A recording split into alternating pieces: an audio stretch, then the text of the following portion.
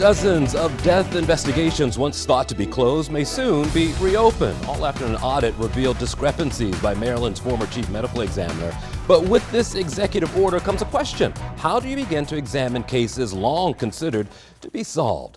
Hi everyone, I'm Jason Newton. Welcome to 11 TV Hill. It is not unusual for families who've lost loved ones to request a fresh look at their cases. But last month, an audit revealed dozens of police in custody deaths were wrongly classified. Now, that led Governor Wes Moore to grant the Attorney General's office the authority to potentially reopen some of these cases. Now, other families are making the same ask to local law enforcement, including the mother of Catherine Morris, who died back in 2012. We're inviting the Attorney General's office or the Governor's office or whomever to do what's necessary to look more closely into how those other cases were handled. This morning we were joined by a forensics expert to get the facts on what goes into re-examining these types of cases, just the science involved, period. Marion Davidson is an assistant teaching professor of forensic science over at Loyola University, Maryland. Good to see you. Hi, thank you so much for having me today. This is all fascinating to me, and I know we can't talk about the specifics of some of these cases, but I want to talk to you about the science that goes into it. A lot of us are introduced to this through a television show. Is any of that close to what goes into your job?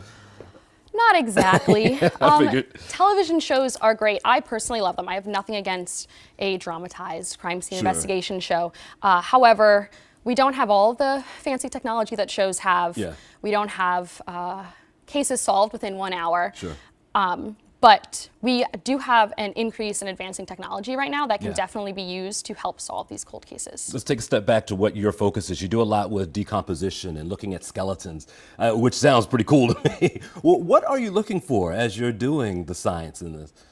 Sure. So my training is in biological anthropology, and as forensic anthropologists, we analyze human skeletons to help identify the individual. So we build a biological profile. So in cold cases in particular, I'm interested in attempting to identify these people by just the remains that we have. When you're able to have these remains, I'm guessing that someone who had your job, say 10 or 15 years ago, may have been at a disadvantage to what you're able to do now. How much has technology changed your job? Technology is constantly improving. In forensic anthropology specifically, a lot of the current research is using AI and machine learning to enhance our decisions. As somebody who's in the field now versus 10 to 20 years ago, it's important to be able to understand the pros and cons of using this technology and figuring out where it's the most helpful. We're all trying to figure out AI right now, where it fits into our jobs.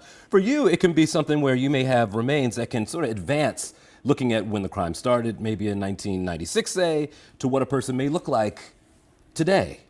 Yes, it's absolutely possible.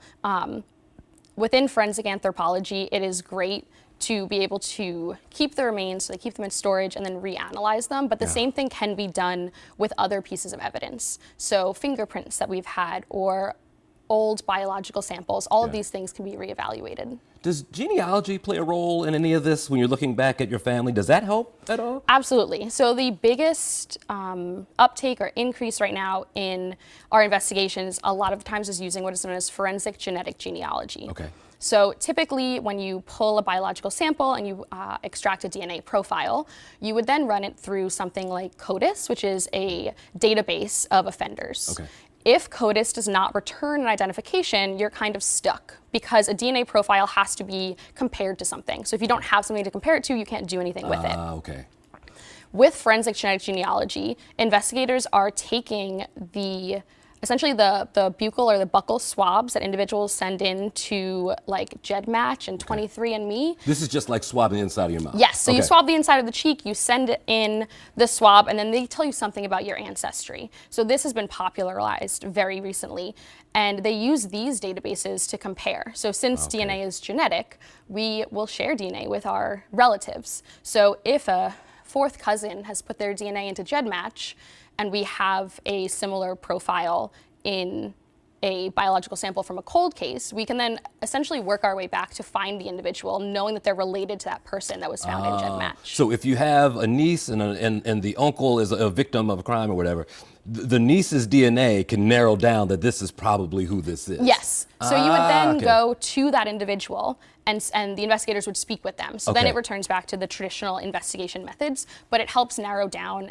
who we're looking for, Yeah. as well as provide new investigative leads. Do you ever just, ethically, do you ever wonder about privacy issues in the work that you Personally, do?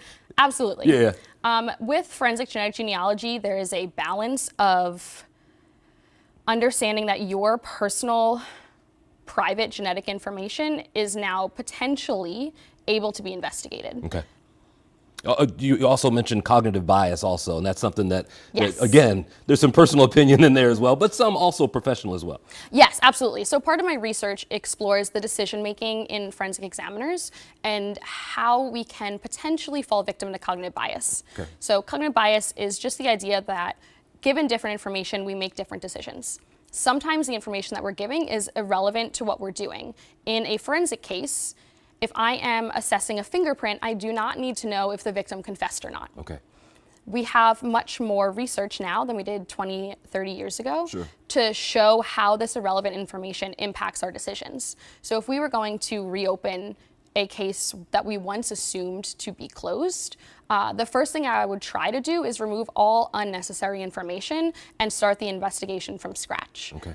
About 30 seconds left. Tell me about the interest in this field of work. You said at Loyola, you've seen more kids be interested in this now than ever before. Absolutely. Within the past 5 years, we have, I want to say, tripled our students that are interested in it. Forensic science is filled with multiple disciplines. It's not just one field. And I think it allows students to use their critical thinking skills, but also they like the physical aspect of being in the field. Crime scene investigators, myself as an anthropologist, being in the field as well as in the lab, it holds a lot of opportunities. It also allows us to feel like we're making the world a little bit of a better place by identifying victims and helping to arrest perpetrators. It's also pretty darn cool. Yes. Good to see you. Thank you Thanks so for much for coming. having me.